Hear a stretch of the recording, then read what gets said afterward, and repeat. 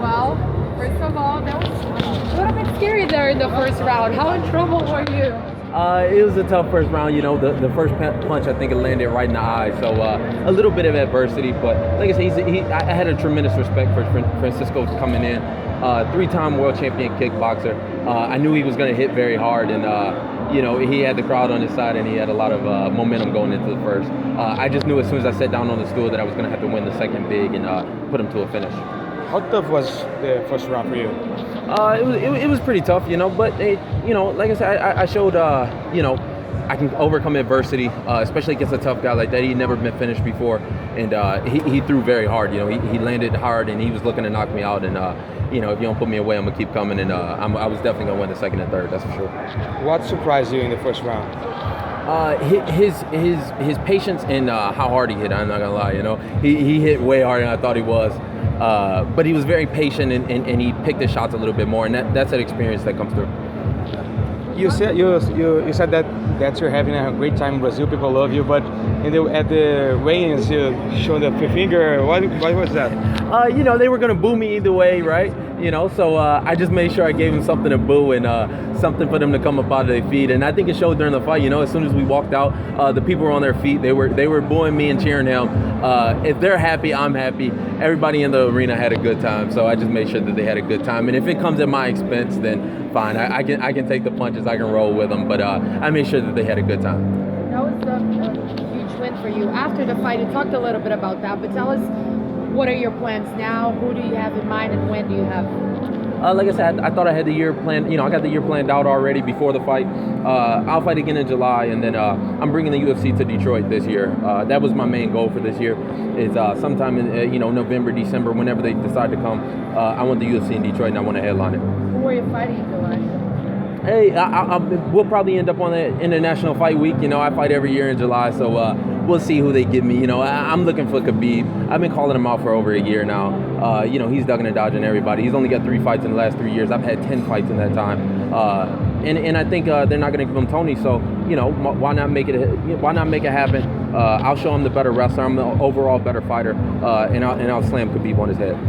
Why do you think why do you want to fight him so bad? You know, the fans want to see it. The people want to see it. You know, his people have been hitting me up for you know, months now. So you know, that's the fight that I'm looking towards. He's a top 5 guy. You know, this win puts me in the top 10, and he's the name that sticks out on the bracket for me. You know, I think Tony gets the shot, or he you know, they move on, and Tony fights Barboza or whoever he's gonna fight, and Khabib's left out in the dust. Khabib doesn't have an opponent. I don't have an opponent. Let's make it happen. July probably won't work for him because of Ramadan. Do you have someone else in mind that could actually work for him? The man is always going to have excuses, that's for sure. You know, maybe somebody like Gilbert Melendez sounds nice. You know, I know he's in limbo right now. I don't know. We'll take a look at the roster and see see how it shakes out. It's still a long time between here and now. If not that, then I'm looking more towards the Detroit card anyway. You know, we'll get a big name. Maybe we can get Al on the Detroit card and have that rematch in Detroit.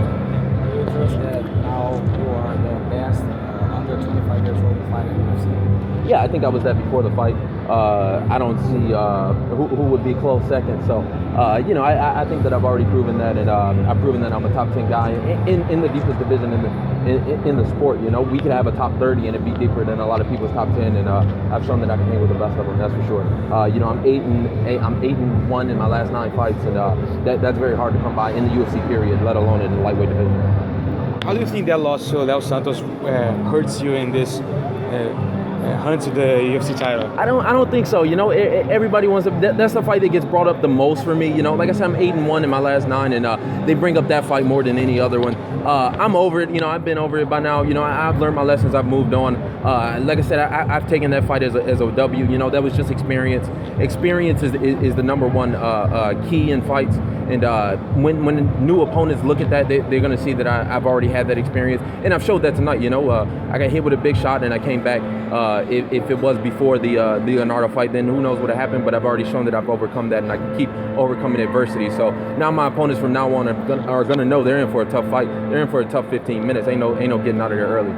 Walk us through the submission a little bit. What did you like first see the opening there? What did you feel like? Khabib? You know, I think he was rocked with the head kick. Like I said, I'm a well-rounded fighter. I'm one of the most well-rounded in the sport. So he was rocked with the head kick. I kind of read it a little bit. He shot for the takedown, and I stepped in the mount. But once I'm on your back, it's all over. You know, I'm like an anaconda. I should rechange my nickname. Once I'm on your back, it's a done deal. If you give me your back versus me, you're done.